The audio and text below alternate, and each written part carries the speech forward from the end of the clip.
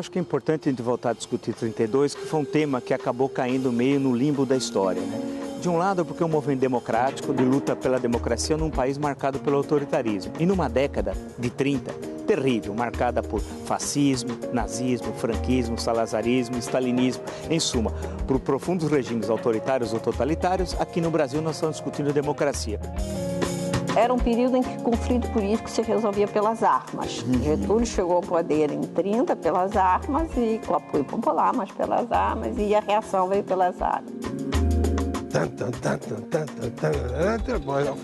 Era a marcha que incitava todo mundo para ir lutar contra Getúlio.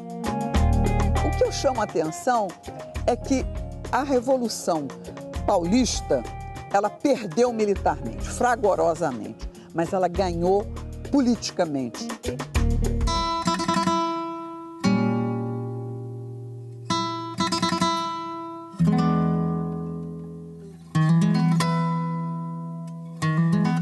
É bem verdade que a Revolução de 30, liderada por Getúlio e que sepultou a República Velha, deixou alguns interesses prejudicados, entre os quais da própria oligarquia paulista.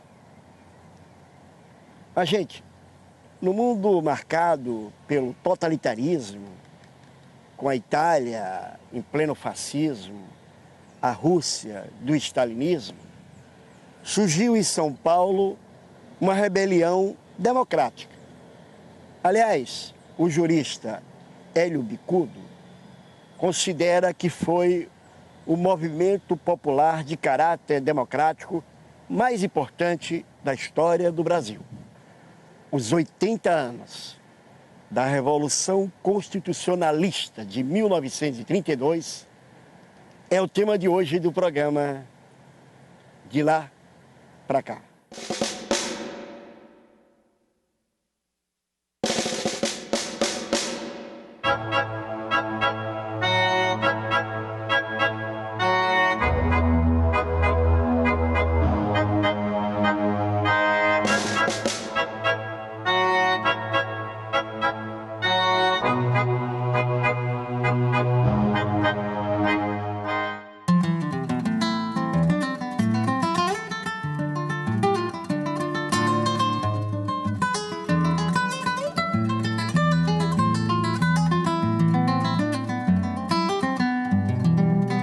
A Revolução Constitucionalista foi o maior conflito bélico da história do Brasil durante o século XX.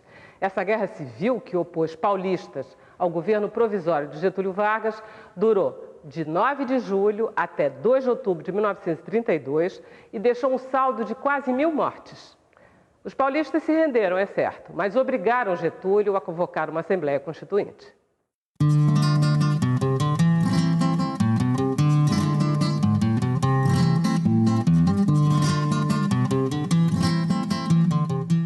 A meu lado, um amigo, o historiador Marco Antônio Villa. Ele é autor do livro 1932, Imagens de uma Revolução, não é isso? Isso. Tudo bem? Tudo ótimo. Tudo certinho? Tudo certo. Conta pra gente um pouco a história do começo, o que foi 32. Eu acho que 32 está muito vinculado a 30, a Revolução de 30. A Revolução de 30 veio com uma série de promessas, entre outras, as eleições serem finalmente eleições limpas, sem as fraudes da República Velha, com voto secreto, e inclusive depois com a adoção da defesa do voto feminino, e por uma representação legítima do povo brasileiro no processo eleitoral. Porém, o governo que toma o poder em novembro de 1930, Getúlio Vargas, governo provisório, tinha feito o compromisso de convocar as eleições para uma Assembleia Constituinte, porque ele suspendeu a Constituição de 1891, tinha fechado o Poder Legislativo, vale lembrar, as câmaras municipais, as Assembleias Estaduais, o Congresso Nacional, então teria de convocar eleições e fazer uma nova Constituição, mas foi postergando a convocação das eleições e da Assembleia Constituinte.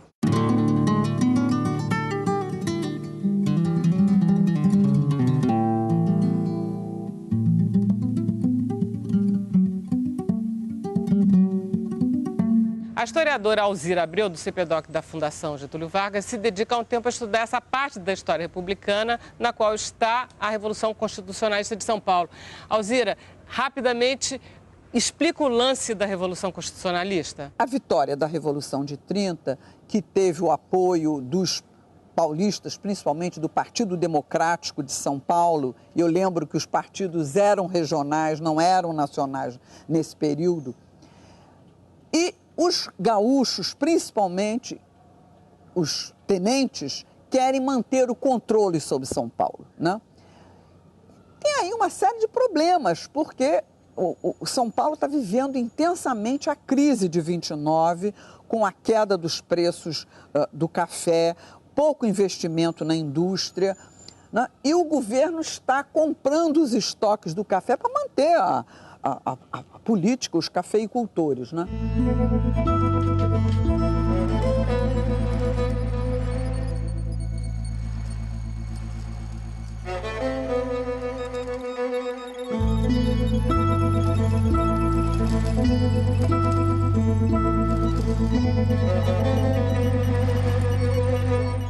Então, de um lado, nós temos a crise econômica, que teve efeito em todos os setores da economia brasileira, afetou a economia, afetou a indústria, afetou os serviços, além da agricultura e tal, e a crise de 1930. Então, você juntou a crise política, que deu na Revolução de 30, e a crise econômica, que não tinha sido resolvida até 32.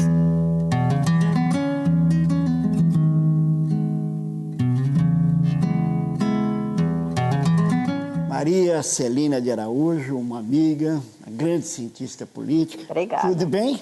Tudo. Tudo certinho? 32. Qual é a sua visão dessa revolução, né? Ela é uma coisa de paulistas chateados com a Revolução de 30 ou é um movimento democrático realmente? Eu creio que sim. É tudo, né? É tudo isso, né? São Paulo tem uma sociedade civil, nesse período, mais articulada. As demandas por um governo representativo são maiores em São Paulo, ao contrário do resto do Brasil, que é mais alinhado com o governo central, mais clientelista, mais dependente. São Paulo foi muito humilhado em todo esse processo, porque em 30, quem ganhou a eleição foi um candidato de São Paulo. Getúlio chega ao poder contra a vitória de São Paulo. Esmagador, né? Em São Paulo. Esmagador em São Paulo, né? A Revolução de 1930 impediu a posse do governador do estado de São Paulo, Júlio Prestes, na presidência da República e derrubou do poder o presidente da República, Washington Luiz, colocando fim à República Velha e invalidando a Constituição de 1891. Instaurou também um governo provisório chefiado por Getúlio Vargas. Logo que o Getúlio toma posse, em novembro, né, de 30, são dados todos os poderes a eles, os poderes discricionários. É um ditador, né? Poderes executivo e legislativo. São fechadas as câmaras estaduais, municipais, o Congresso, tudo isso. Bom, e aí começa toda uma disputa entre os paulistas e os tenentes, porque há uma posição como? Os tenentes acham que é cedo para se convocar uma Assembleia Constituinte, porque uma eleição vai botar em risco as conquistas dos revolucionários. Enquanto que os paulistas querem, principalmente a oligarquia paulista, quer a eleição para uma constituinte, querem uma Constituição, querem os poderes serem dados às assembleias, etc. Mas os tenentes acham que o Estado deve ter o controle tanto da economia como do aspecto social. O Partido Republicano Paulista e o Partido Democrático de São Paulo, que antes apoiaram a Revolução de 1930, se uniram na Frente Única para exigir o fim da ditadura do governo provisório e uma nova Constituição. Assim, São Paulo inteiro estava contra a ditadura. Para a gente ter uma ideia dessa relação São Paulo-Getúlio, São Paulo é a única capital de estado que não tem uma Avenida Getúlio Vargas. A avenida principal de São Paulo, a que corta o coração de São Paulo, chama 9 de Julho. Uhum. Se a gente chegar em Niterói, qualquer cidade aí, não é? Quer dizer, você aqui no Rio, né?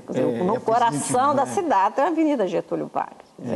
Então, isso é simbólico, né? Quer dizer, é um fato, mas tem um lado simbólico muito importante, né? E em 32, quando começa o ano, a temperatura política está muito quente. De um lado, porque havia o desejo da redemocratização, e de outro, havia setores dentro do governo autoritário, especialmente o grupo tenentista, que desejavam manter uma ditadura no Brasil, que achava que, para realizar as reformas que esse grupo tenentista desejava, só era possível através de um regime que suprimisse as liberdades públicas, tal qual estava fazendo o governo provisório, com censura, repressão, fechamento do Congresso. Então, foi desse conflito entre o desejo do restabelecimento da democracia e a manutenção da ditadura que, infelizmente, aconteceu uma guerra civil, a maior do século XX brasileiro, com a participação de 100 mil combatentes, se somar exército, as tropas constitucionalistas, mais as forças policiais que apoiaram o Exército Federal, e que, infelizmente, acabou num conflito armado.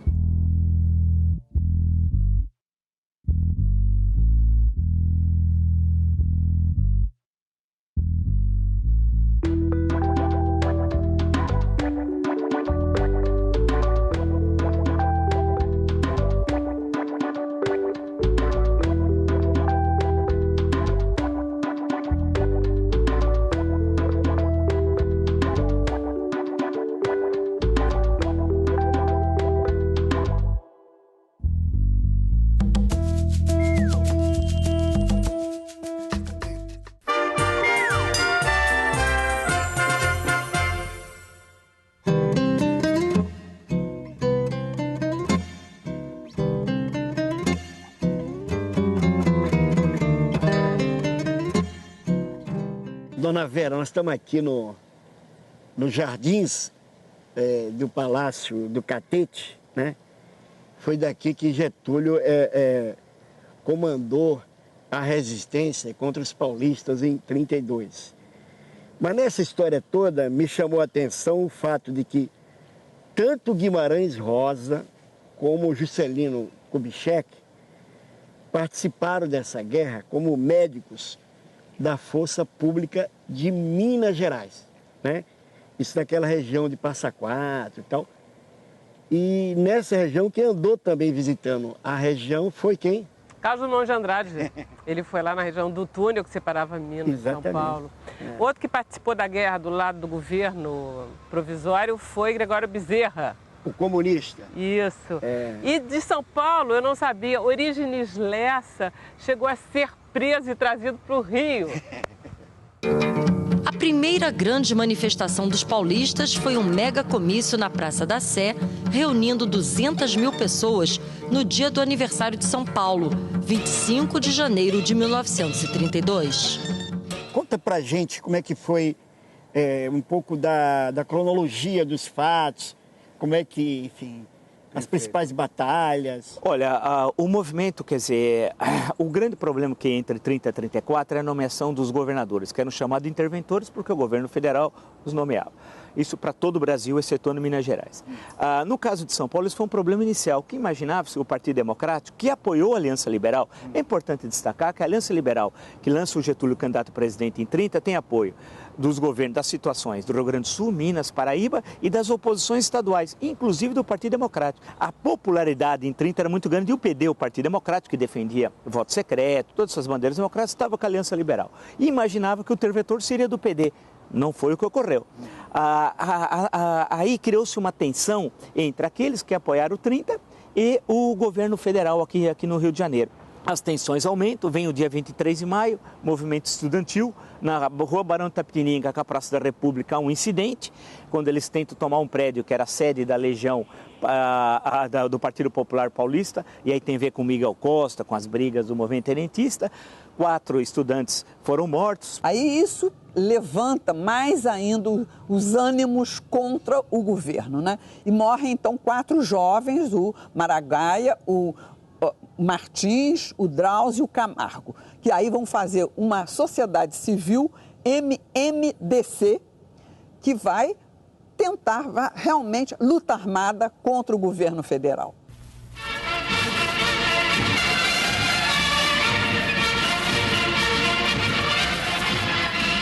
Esta música vibrante ecoava nos céus brasileiros como um toque de clarim. 1932 marcou uma etapa de civismo impressionante do povo paulista, de armas na mão, exigindo apenas o respeito à lei. 9 de julho ficará para a posteridade como a afirmação máscula da gente do Planalto, lutando somente por um ideal, por aquilo que não tínhamos naquele tempo, uma Constituição.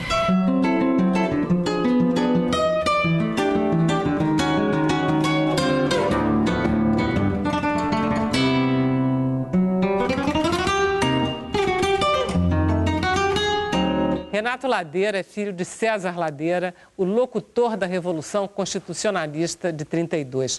A Revolução Constitucionalista é de 9 de julho de 1932. Como é que acontece ele com a Revolução de 32? Um grupo na rádio, no caso ele, mais 2 locutores, o pessoal que trabalhava junto e tal, começaram a pegar a programação da noite, madrugada, e ficavam na rádio incitando os paulistas a irem para o fronte contra Getúlio, que era... Eles não tinham armas em São Paulo, eles iam com aquelas famosas matracas, né, para o fronte, que não soltava só o barulho de metralhadora, que não fazia nada e tal, mas eles iam para o fronte e ficavam incitando os paulistas para ir. E até tem uma coisa bem engraçada, quer dizer, que como eles conseguiram achar a música que virou do tema, né, da Revolução, no caso, eles não tinham uma música. Meu pai falava assim, mas a gente tem que ter uma música para incentivar todo mundo. Como é que vamos fazer e tal? Foram procurar ali no arquivo, de repente meu pai chegou assim, olhou, puxou um disco assim, olhou, botou, tocou. Era Paris Belfort.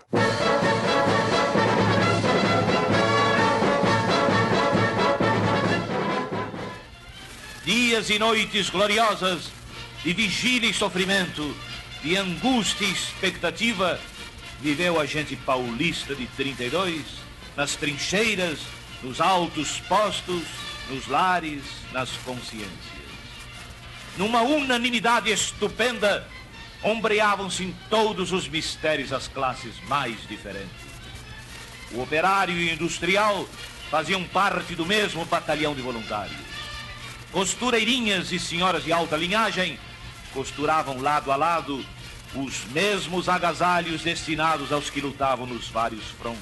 E aí ele ficou conhecido como a voz da Revolução Constitucionalista, né? César Ladeira que dava as notícias.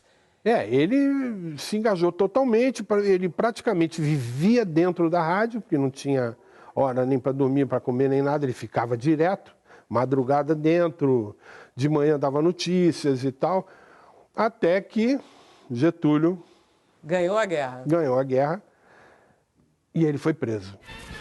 São Paulo foi acusado de tudo, de traição, de vilania, de torpeza. Chegaram até inventar que o movimento era separatista. Mas o tempo, soberano em suas determinações, se escoou, mostrando de que lado estavam a perfídia e a calúnia, com quem estavam a razão e a serenidade. Agora, de qualquer maneira, a propaganda getulista tentava, vamos dizer, definir a revolta como uma coisa paulista, que São Paulo queria se separar do Brasil. Isso foi usado, não foi? Foi usado. Pela ditadura, então, né? Foi. Nós estamos num governo ditatorial, que é o governo de Getúlio Vargas, durante o governo provisório, uma ditadura, e que usou esse artifício até para mobilizar o apoio nacional contra a reivindicação democrática, que acabou, por essas razões militares que eu expus anteriormente, se restringindo a São Paulo. Foi usado muito pela propaganda getulista a questão do separatismo e, infelizmente, depois... A memória do movimento, no decorrer das décadas posteriores, ficou muito essa ideia do separatismo. De um lado, pela pecha colocada pelo governo varguista, e de outro, porque a memória de 32 em São Paulo acabou sendo apropriada por setores políticos ultraconservadores. Tropas paulistas foram enviadas para todo o estado, mas as tropas federais eram mais numerosas. Aviões foram usados para bombardear cidades do interior paulista. 40 mil homens de São Paulo enfrentaram um contingente de 100 mil soldados. Os paulistas acham que vão ter o apoio dos gaúchos, apoio militar dos gaúchos, dos mineiros, principalmente porque está envolvido nisso aí o Raul Pila, sabe, vários paulistas, Borges de Medeiros, etc. Minas vai ter o Arthur Bernardes, mas que só dão apoio, solidariedade, mas não dão armamento, não dão nenhum apoio. Resultado, começa a Revolução em 9 de julho de 1932, que eles tentam, né, marchar contra o Rio de Janeiro, perdem, são sufocados militarmente pelo governo central, né, pelos revolucionários de 30, e perdem. Os chefes revolucionários são todos mandados para Portugal, né? São todos mandados para Portugal e perdem a Revolução. Como as fronteiras do estado de São Paulo foram fechadas, ficou impossível comprar armamento para o conflito. Muitos voluntários levaram suas próprias armas e engenheiros da Escola Politécnica e do Instituto de Pesquisas Tecnológicas passaram a desenvolver armamentos. Foram compradas armas também nos Estados Unidos, mas o navio foi apreendido pela Marinha do Brasil. As zonas de combate principais são no Vale do Paraíba, entre São Paulo e Rio de Janeiro, entre São Paulo e Minas Gerais, a região de Mogi-mirim com Minas Gerais também, e no sul, as tropas que vêm subindo do Rio Grande do Sul, Santa Catarina, Paraná. Ali são as principais áreas de conflito. Para quem gosta de história militar estrito senso, é um episódio interessante a gente ver como é que o cerco vai sendo feito até o São Paulo ter que se entregar, fazer uma carta, que é uma carta dolorosa, né, de rendição, né? Perfeito. Né?